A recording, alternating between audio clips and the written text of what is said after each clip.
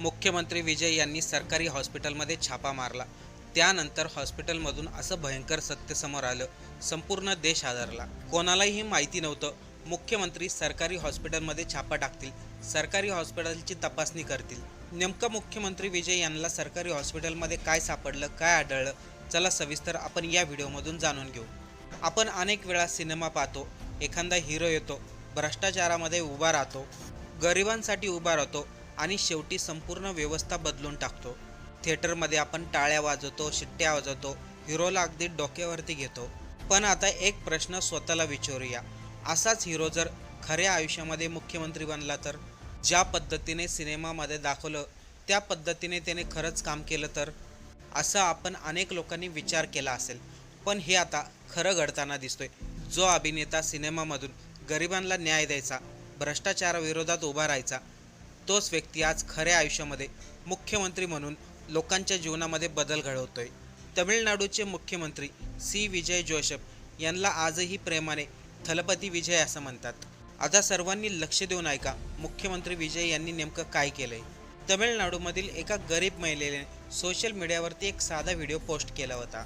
त्या व्हिडिओनंतर मुख्यमंत्री विजय यांनी थेट सरकारी हॉस्पिटलमध्ये छापा मारला. कोणताही प्रोटोकॉल नाही, कोणतीही पूर्वसूचना दिली नाही, कोणालाही सांगितलं नाही मुख्यमंत्री सरकारी हॉस्पिटलमध्ये येणार आहेत, ते छापा मारणार आहेत म्हणून. ही घटना आहे चेन्नईमधील सरकारी हॉस्पिटलमधील.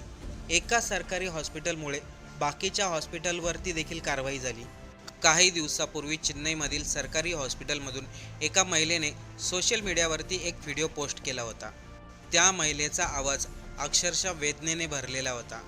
तिने सांगितलं होतं, सरकारी हॉस्पिटलमध्ये प्रचंड घाण प्रकार चालतात, स्वच्छता तर कुठेही दिसत नाही, हॉस्पिटलमध्ये जे पेशंट आहेत त्यांना वेळेवरती जेवण नाही आणि जेवण मिळालं तरी देखील त्याला चांगली क्वालिटी नाही, उपचारासाठी मूलभूत सुविधा नाहीत आणि यानंतर सर्वात धक्कादायक प्रकार म्हणजे प्रस्तुतीनंतर बाळाला पाहण्यासाठी तेथील कर्मचारी आईकडून पैशाची मागणी करतात. म्हणजे स्वतः आईला तिचं बाळ दाखवण्यासाठी पैसे मागितले जातात. एवढंच काय, डॉक्टर पेशंटकडे अजिबात लक्ष देत नाहीत. ही गोष्ट सोशल मीडियावरती व्हायरल झाल्यानंतर नागरिकांमध्ये संतापाची लाट उसळली. आता बघा, अशा घटना आपल्या महाराष्ट्रातील सरकारी हॉस्पिटलमधून कित्येक वेळा व्हायरल होतात. त्यानंतर लोक त्याच्यावरती काही दिवस चर्चा करतात आणि नंतर तो विषय शांत होतो. पण मुख्यमंत्री फडणवीस मात्र त्याच्यावरती काही निर्णय घेत नाहीत. पण इथे मुख्यमंत्री विजय मात्र सर्वांपेक्षा वेगळे ठरले. त्यांच्यापर्यंत सरकारी हॉस्पिटलमध्ये व्हायरल झालेला व्हिडिओ पोहोचला. सामान्यपणे मुख्यमंत्र्यांचा दौरा ठरलेला असतो. अगोदर अधिकाऱ्यांना माहिती दिली जाते, साफसफाई केली जाते, मुख्यमंत्री येणार आहेत म्हणून सर्व व्यवस्था कामाला लागते. पण इथे स्वतः मुख्यमंत्री विजय यांनी हा सर्व प्रोटोकॉल बाजूला ठेवला. आत्ताच 2 दिवसा अगोदर त्यांनी कोणालाही काही कल्पना दिली नाही, ते डायरेक्ट सरकारी हॉस्पिटलमध्ये पोहोचले. त्यांच्यासोबत फारसे काही लोक नव्हते, फक्त आरोग्यमंत्री होते. स्वतः मुख्यमंत्री सरकारी हॉस्पिटलमध्ये आलेत हे समजल्यानंतर प्रशासनाची धावपळ सुरू झाली. काही ठिकाणी घाईघाईने सफाई सुरू झाली. हॉस्पिटलमधील अधिकारी गोंधळून गेले. जे डॉक्टर आले नव्हते त्यांना तातडीने बोलावण्यात आलं.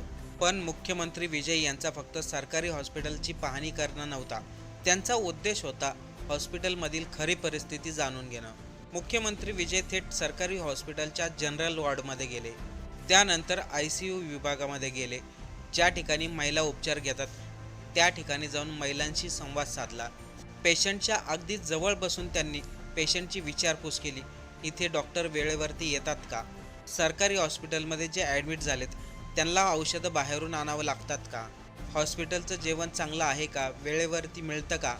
पैसे कोणी मागितले? अशा अनेक प्रश्न त्यांनी डॉक्टर किंवा अधिकाऱ्यांना विचारले नाहीत, त्या हॉस्पिटलमध्ये उपचार घेत असलेल्या पेशंटला विचारले. हॉस्पिटलमधील नवजात बालकांना त्यांनी हातामध्ये घेतलं, त्यांच्या आईंना विचारपूस केली.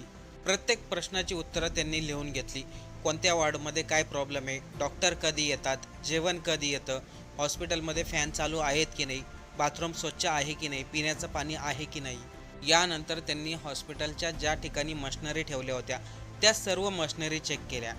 ज्या महिलेचा व्हिडिओ व्हायरल झाला होता त्या महिलेला देखील मुख्यमंत्री विजय भेटले.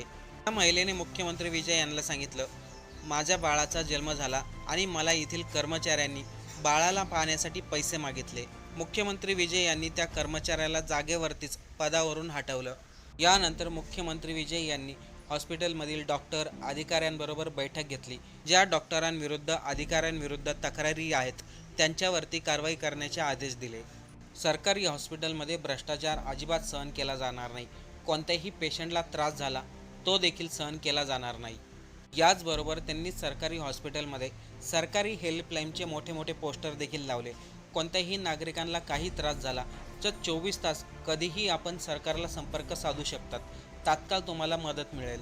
हॉस्पिटलमध्ये असलेल्या पेशंटनी मुख्यमंत्री विजय यांना सांगितलं, हॉस्पिटलमधील टॉयलेट अजिबात स्वच्छ नाही आहेत. पिण्याचं पाणी देखील घाणेरडं आहे.